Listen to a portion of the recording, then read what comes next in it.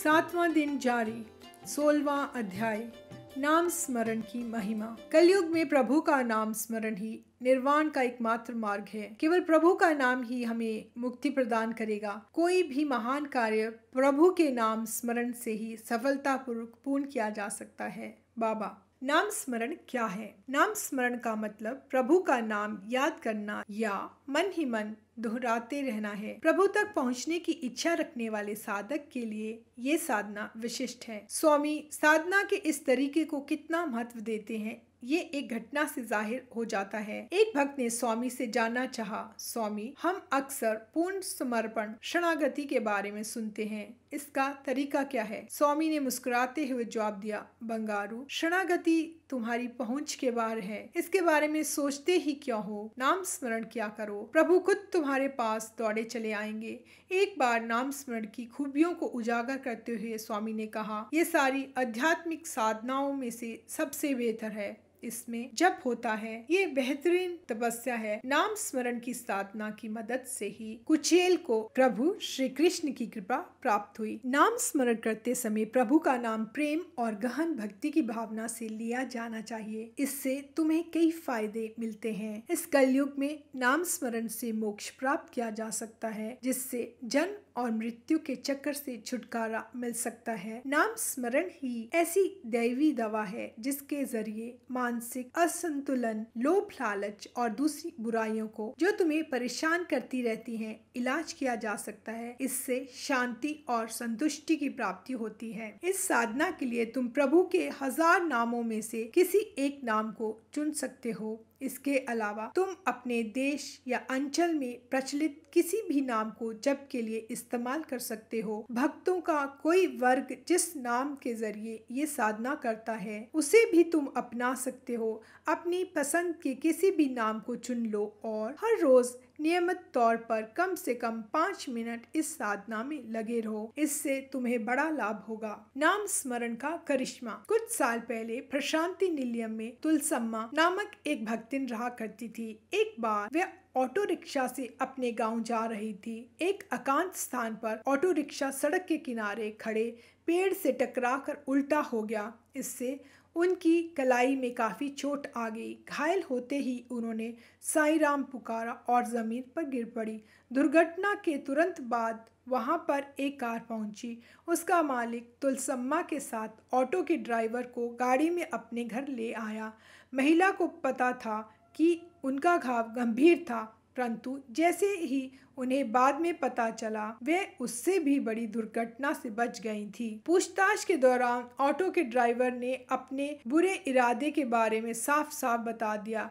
तुलसम्मा के बदन पर कीमती गहनों को देखकर उसकी नीयत खराब हो गई और उसने उन्हें हथियाने की तरकीब सोच ली। इसलिए उसने ऑटो उस एकांत एवं सुनसान जगह पर लाकर उसे पेड़ से टकरा दिया। उसका ख्याल था कि तुलसम्मा बेहोश होकर गिर जाएंगी और वे उनके सारे गहने लेकर चंपत हो जाएगा, लेकिन ऑटो की पेड़ से टक्कर के साथ ही तुलसम्मा अनायास ही चिल्ला पड़ी, साईं राम। उस नाम स्मरण से चालक का दिमाग बदल गया। उसने देखा कि घायल होते ही तुलसम्मा के मुंह में भगवान का नाम निकला था। ऐसी हालत में भी प्रभु को स्मरण करने की उनकी काबिलियत से वह अचरज में पड़ गया। फिर तो उन्हें अवश्य ही बड़ी भली भक्तिन होना चाहिए। ये सोचकर उसके मन में आया कि उसको उन्हें नहीं लूटना चाहिए। उसके अलावा उस वीरान और सुनसान जगह पर दुर्घटना के फौरन ही एक कार के आ जाने से भी वह सकते में आ गया। फिर उसकी बुरी नीयत से तैयार योजना धरी की धरी रह गई। इस इत्तेफाक से ऑटो चालक सोच में पड़ गया, क्या उसकी बुरी नीयत को विफल बनाने का ये दैवी विधान था? वे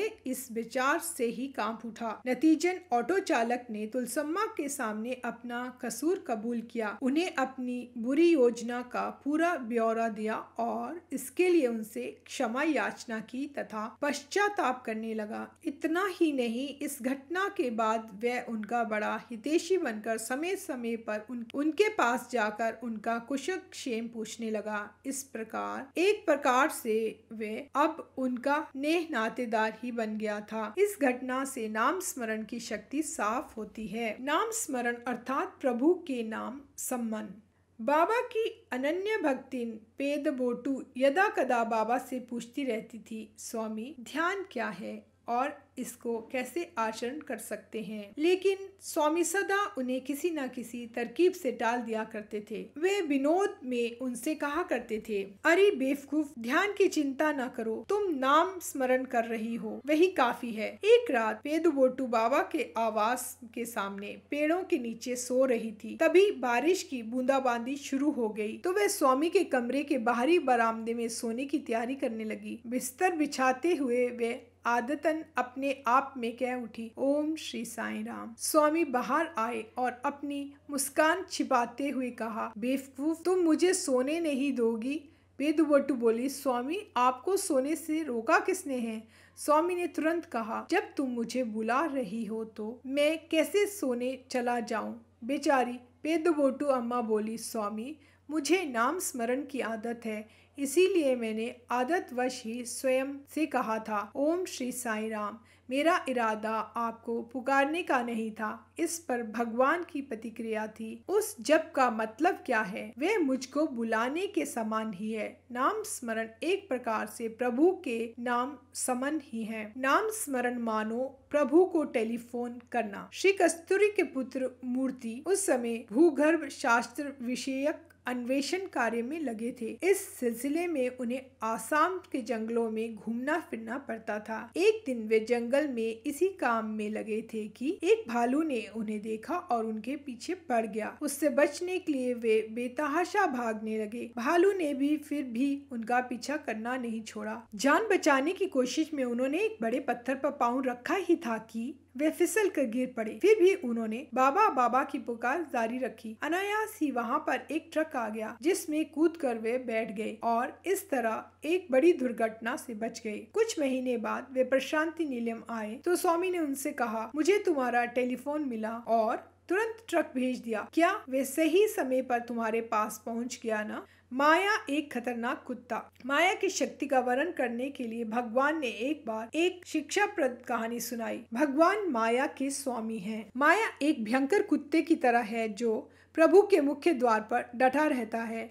वह किसी बाहरी आदमी को भीतर घुसने नहीं देता है। यदि तुम सचमुच भगवान के पास पहुंचना चाहते हो तो तुम्हारे सामने दो रास्ते हैं। पहला उपाय भगवान के समान रूप धारण कर लेना है। फिर वह कुत्ता तुम्हें अपना मालिक समझकर तुम्हें अंदर प्रवेश करने से कदापि नहीं रोकेगा। इसको सारूप्य कहते हैं, जिसका मतलब भगवान की तरह वेश बना लेना है, परंतु तुम्हारा स्वरूप एकदम प्रभु के समान होना चाहिए। इसमें जरा भी कमी रहने पर वह तुम्हें काट खाएगा। दूसरा उपाय ऊंची आवाज से प्रभु को पुकारना है। तुम्हारा ऐसे करने से तुम्हारी आवाज सुनते ही वे फाटक पर पहुंच जाएंगे, तुम्हें गले लगाएंगे और बड़े प्रेम पूर्वक तुम्हारा हाथ पकड़े अंदर ले जाएंगे। फिर वे भयानक कुत्ता आपको अपने स्वामी का मित्र समझकर कुछ नहीं करेगा। इसको सामीप्य कहते हैं, जिसका मतलब भगवान के बहुत नजदीक बने रहना है।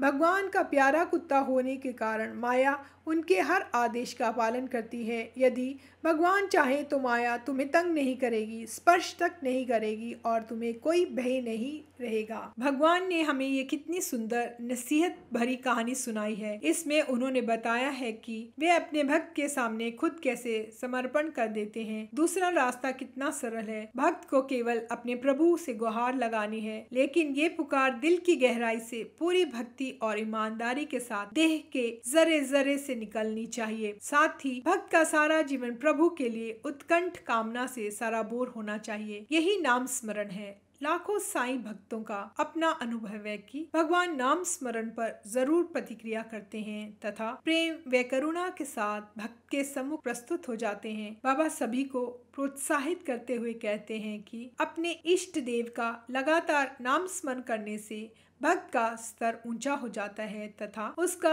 रूप अपने प्रभु की तरह हो जाता है। भगवान कहते हैं कि ऐसे नाम स्मरण की मदद से ही भरत का स्वरूप काफी हद तक श्री राम का जैसा हो गया था। यही हाल श्री कृष्ण के मित्र उद्धव का था। वे भगवान श्री कृष्ण के नाम का लगातार स्मरण करते रहते थे। भक्त की पुकार पर प्रभु की दौड़। बाबा कहते हैं कि नाम स्मरण करते हुए तुम में भगवान के प्रति उत्कंठ कामना भक्ति और प्रेम होना चाहिए। भगवान सदा भक्ति प्रार्थना के पीछे कातर भावना को देखते हैं। इस विचार को स्पष्ट करते हुए उन्होंने ये कहानी सुनाई। आचार्य आदिशंकर के पिता सदैव अपनी कुल देवी राजराजेश्वरी की पूजा करते थे। एक बार उन्हें किसी काम पर बाहर जाना पड़ा तो उन्होंने शंकर को उनकी अनुपस्थिति में देवी की विधिवत पूजा करते रहने को कहा। शंकर ने ऐसा ही किया और पूजा की समाप्ति पर नैवेद्य के तौर पर देवी को दूध का भोग लगाया। उनका ख्याल था कि देवी माँ हर रोज उनके पिता द्वारा चढ़ाया गया दूध पीती थी, इस आशा में कि देवी उनके द्वारा चढ़ाया दूध भी पिएंगी। वे लंबे समय तक प्रतीक्षा करते रहे, लेकिन जब ऐसा कुछ नहीं हुआ तो बालक शंकर को बड़ा दुख हुआ और उनकी आंखों से आंसू बहने लगे। कातर भाव से वे विनती करने लगे, मेरी देवी माँ, क्या बात है? क्या तुम मेरा चढ़ाया दूध नहीं पियोगी? क्या तुम कृपा कर मुझे आशीष नहीं दोगी?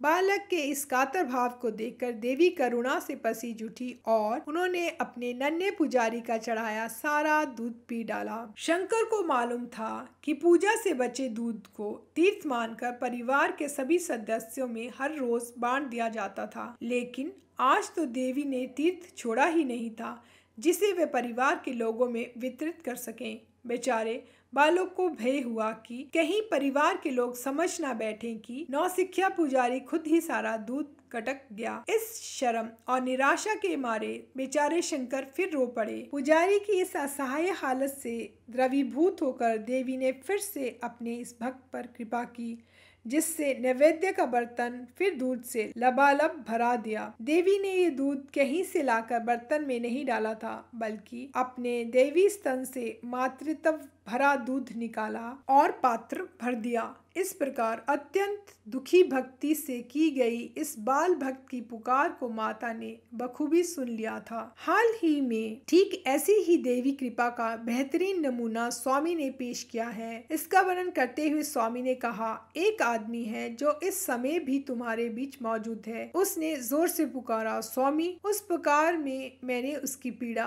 भक्ति भाव और आतुरता का अभ्यास किया। हुआ ये था कि उसकी पत्नी की साड़ी को आग लगी थी। देखते देखते बेचारी आग की लपटों में थी। इससे वह इस कदर भयभीत थी कि मुझे पुकार तक न सकी। इस हालत में उसका पति भी असहाय था। सब ओर से निराश होकर उन्होंने मुझे पुकारा। दुर्घटना का ये स्थान 200 मील दूर पर है। जो ही मैंने पुकार सुनी मैं वहां पहुंच गया और ज्यादा नुकसान होने से पहले ही अग्नि को शांत कर उस महिला को बचाया। उस पुकार में इतना कातर भाव था कि मैं ताबड़तोड़ तेजी से वहां पहुंच गया। मोक्ष हेतु भक्ति की अग्नि में दहकना। स्वामी की दर्शन सभाओं के दौरान एक भक्त कई दिनों से स्वामी स्वामी की गुहार लगा रहा था। उसकी ये पुकार दिल की गहराई से निकली होती थी। अंततः स्वामी ने कृपा की और उसे साक्षात्कार के लिए बुलाया। उसके हृदय में स्वामी के प्रति प्रेम, उनसे संभाषण और उनके अति निकट होने के लिए तड़पन थी। उन्होंने साक्षात्कार के कमरे में प्रवेश किया। स्वामी अंदर से चुटकनी लगा रहे थे कि भक्त के सब्र का बांध टूट गया। वे रोने की सिसकियों के बीच बड़ी मुश्किल से कहने लगा, स्वामी, मैं पिछले 3 हफ्ते से इसी दिन की इंतजारी में था। स्वामी पीछे मुड़े और बड़ी मृदुलता के साथ कहने लगे, बंगारू, क्या तुम्हें पता है कि मैं कितने सालों से तुम्हारी प्रतीक्षा कर रहा था? इस पर वह दंग रह गया। भगवान कितने लंबे समय से उसके इंतजार में थे। बाबा के प्रगाढ़ प्रेम की उफनाती बाढ़ में वह खुद को ना संभाल पाया और रोने लगा। ये सही है कि स्वामी हर क्षण हम सभी की प्रतीक्षा में रहते हैं कि वे कब आएगा, वे कब आएगा। स्वामी कहते हैं कि बंगारू, जब कभी तुम मेरे पास आओगे तो मुझे अपनी प्रतीक्षा करते पाओगे। लेकिन इंसान किसी न किसी बहाने स्वामी को बरगलाने की निरर्थक कोशिश करता रहता है। स्वामी, मैं अभी नहीं आ सकता। अभी मैं कई उलझनों में फंसा हूँ। मैं एकदम असहाय हूँ प्रभु। फिलहाल मैं नहीं आ पाऊँगा। लेकिन भगवान तो दया सिंधु है। वे भरोसा दिलाते हुए कहते हैं, बंगारू, ज़रा भी चिंता ना करो। इससे कोई फ़र्क नहीं पड़ता कि तुम कब आ पाओगे। तुम फुर्सत से आना, लेकिन जहाँ तक मेरा सवाल है, मुझे तो हर क्षण तुम्हारी प्रतीक्षा रहेगी। हो सकता है कि उस आने में कई जन्म बीत जाएं। भक्तगणों को स्वामी से साक्षात्कार की बड़ी लालसा रहती है। वे पुकारते हैं, स्वामी स्वामी इंटरव्यू। स्वामी का जवाब होता है, वेट वेट। ऐसा कहने का उनका मतलब ये नहीं होता है कि वे अपनी बारी की प्रतीक्षा करें। इसके बजाय उनका तात्पर्य होता है कि अभी वे भारी हैं, ज़्यादा ही भारी हैं, इसीलिए उन्हें कई दिनों और कुछ मामलों में तो सालों तक का इंतज़ार करना पड़ेगा। तब तक उन्हें उस दैवी उपस्थिति में मौजूद होने का अवसर प्राप्त न होने का गम उठाना ही पड़ेगा। इस तरह वे प्रतीक्षा की तपस्या से गुजरते हैं। उस दौरान वे कुछ साधनाओं में लीन रहते हैं तो स्वामी उन्हें साक्षात्कार के लिए बुला लेते हैं। तात्पर्य ये है कि साधक को अपना भार हल्का करना है। ये नियमित जीवन साधना, नाम स्मरण और स्वामी पर ध्यान लगाने से मुमकिन हो सकता है। साथ ही उसको स्वयं को रोग, द्वेष, सरीखी बुराइयों से मुक्त रखकर अपना भार हल्का भी करना चाहिए।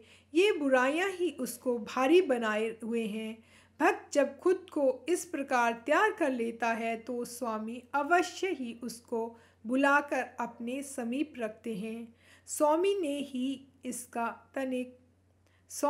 ही इसको तनिक भिन्न प्रकार से इन शब्दों में स्पष्ट किया है। तुम मेरे जितने करीब आते हो, मैं तुमसे उतना ही ज़्यादा प्रेम करने लगता हूँ, फिर तुम खुद को उतना ही ज़्यादा जला सकोगे। सवाल उठता है कि जलाया क्या जाता है?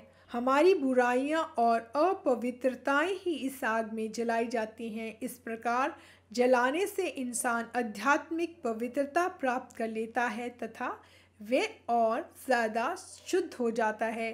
इस प्रक्रिया के साथ स्वामी का प्रेम भी मिलता है, जो उसके लिए रक्षक कवच का काम करता है और उसको ढकने की पीड़ा सहन करने के लिए सक्षम बनाता है। पीड़ित जन मेरे बच्चे हैं। श्री एन कस्तूरी जब कर्नाटका में दावणगिरे के एक कॉलेज में प्रधानाचार्य थे तो उनका अंतप्पा नाम का एक सेवक था। वे स्वामी का बड़ा भला भक्त था। अपने मालिक के घर में वे भजन के अवसर पर फूल, धूप, अगरबत्ती, कपूर, सरीखी पूजा के लिए आवश्यक सामग्री जुटाता था। इसमें उसकी कोशिश बढ़िया से बढ़िया सामान प्राप्त करने की रहती थी। इस हेतु वे एक बाज़ार से दूसरे बाज़ार और एक दुकान से दूसरी दुकान पर जाकर सामान की जांच करता और तभी खरीदता था। इसमें उसे जो परिश्रम करना पड़ता था उसे कदापि परवाह नहीं रहती थी। अपनी झोंपड़ी में स्वामी की फ़ोटो के सामने खड़े होकर वह स्वामी से बातें करता रहता था। इन बातों में भी वह स्वामी से विनती करता था कि वे कृपा करके उसके हाथ में एक फूल डाल दें। स्वामी के चित्र पर चढ़ाई गई माला के मुरझाने पर जब उसे दी जाती थी तो वे उसको उत्तम प्रसाद मानकर प्रफुल्लित हो जाता था। एक बार स्वामी ने अपनी एक बड़ी फ़ोटो कस्तूरी को दी और कहा, इस फ़ोटो को दावणगिरे ले जाओ और अंतप्पा के मंदिर में रख देना। स्वामी की इस फ़ोटो से अंतप्पा की झोंपड़ी जगमगा उठी। उससे काफ़ी मात्रा में विभूति निकलने लगी, जिसको प्राप्त करने के लिए अब वहाँ निरंतर लोगों की भीड़ लगी रहने लगी। एक मौके पर स्वामी ने खुद भी कहा कि अंतप्पा लंका में विभीषण के समान है। अंतप्पा की छोटी पुत्री का पति मैसूर रेलवे में कर्मचारी था। ये दंपति बेंगलोर की एक साधारण बस्ती में रहता था। पति बड़ा शकी स्वभाव का था। उसको अपनी पत्नी के चरित्र पर संदेह हो गया था। इस कारण वह उसको सदा सताता रहता था। उसके ऐसे स्वभाव के कारण बेचारी घर के बाहर भी नहीं निकल सकती थी और इस प्रकार से अपने कमरे में कैदी जैसा जीवन बता रही थी। उनके मामलों में कोई दखल नहीं दे सकता था, जिससे पति के व्यवहार में बदलाव का कोई प्रश्न ही नहीं था। इसके कारण अंतप्पा की पुत्री को जैसी यातना सहन करनी पड़ रही थी, वे उसके बर्दाश्त करने की सीमा के बाहर होने लगी। भारी निराशा के कारण बेचारी जीवन से ऊब चुकी थी। इस सब से परेशान होकर उसने अपने पति को सुझाव दिया कि वे उसके साथ पुट्टपर्ती में श्री सत्य साई बाबा के पास चले। यदि बाबा कहें कि उसका चरित्र निष्कलंक है तो वे उसको शांतिपूर्वक जीवन बिताने दे, नहीं तो वे पुट्टपर्ती में ही अपने जीवन का अंत कर देगी। तदनुसार अंतप्पा, उनकी पत्नी, बेटी और दामाद पुट्टपर्ती गए। स्वामी उनसे स्नेहपूर्वक मिले और उन्हें साक्षात्कार के लिए बुलाया। उसके दौरान बाबा ने उनके दामाद से कहा, तुम्हारी पत्नी आदर्श नारी है जो भगवान श्री राम की पत्नी सीता की तरह ही निष्कलंक है। वह शिव की पत्नी पार्वती की भांति देवी है। भगवान ने उसको अनेक प्रकार से समझाने की कोशिश की, परंतु वह तो अपनी जिद पर अड़ा रहा। उसको स्वामी की बातें पसंद नहीं आईं। इसके बजाय वह उनके लिए गंदी भाषा का इस्तेमाल भी करने लगा। इस पर स्वामी ने उसे कमरे से बाहर निकालकर दरवाज़ा बंद कर दिया। उन्होंने अंतप्पा को चिंतित न होने की सलाह दी और भरोसा दिया कि उनका दामाद अवश्य ही बदलेगा तथा उनका सुखी दाम्पत्य जीवन होगा। वापसी में वे पेनुकोंडा देर रात में पहुँचे। वहाँ पर उन्हें गुंतकल से आने वाली रेलगाड़ी का इंतज़ार करना था। गाड़ी की इस प्रतीक्षा के दौरान भी दामाद बड़बड़ाता चला गया, जिसमें वह साधु संतों के लिए भद्दी बातें कहने से भी बाज नहीं आया। इससे अंतप्पा अति चिंतित थे, क्योंकि जाहिर था कि उनका दामाद ज़रा भर भी नहीं बदला था। उनकी रेलगाड़ी आधी रात में पहुंची। दामाद ने अंतप्पा, उनकी पत्नी और पुत्री को तीसरे दर्जे में बिठाया और खुद प्रथम श्रेणी के डिब्बे में बैठ गया। रेलवे का कर्मचारी होने के नाते उसे ऐसी सुविधा प्राप्त थी। लगभग 1 बजे रात गाड़ी तोड़ी भावी स्टेशन पहुंची ही थी कि दामाद ने ज़ोर ज़ोर से रोना कराना शुरू कर दिया। आवाज़ सुनकर गार्ड वहां पहुंचा। थोड़ी ही देर में स्टेशन के दूसरे कर्मचारी भी वहां पहुंच गए। सभी जानना चाहते थे कि क्या हुआ तथा समस्या क्या थी। इधर दामाद अपनी गाल सहला रहा था। वह भयभीत निगाहों से इधर उधर देख रहा था। गार्ड ने उनसे पूछा, तुम्हारे डिब्बे में घुसकर तुम्हें थप्पड़ किसने मारे हैं? रोते बिलखते वे गाड़ी से उतरा और स्टेशन मास्टर के कमरे में जाकर बैठ गया। तब उसने अपनी दास्तान सुनानी शुरू की। गाड़ी स्टेशन से करीब 6 मील पीछे थी। तब डिब्बे की रोशनी अनायास ही चली गई। मैं उठकर बैठ गया। अचानक सारा डिब्बा लाल रोशनी से भर गया, मानो सारे डिब्बे में साईं बाबा छाए हों। तब बाबा ने मुझ पर चपटें लगानी शुरू की। क्योंकि वे सारी जगह में भरे थे, इसलिए मुझ पर चारों ओर से थप्पड़ पड़ रहे थे। थप्पड़ जड़ते हुए बाबा कह रहे थे, क्या तुम मेरी बात पर विश्वास नहीं करते हो कि तुम्हारी पत्नी निष्कलंक है? तुम उसको मारना बंद करोगे या नहीं? वह मेरी बच्ची है। इतना ही नहीं, सभी पीड़ित जन मेरे बच्चे हैं। क्या तुम मेरी बात मानोगे कि नहीं? मेरा कहा करोगे?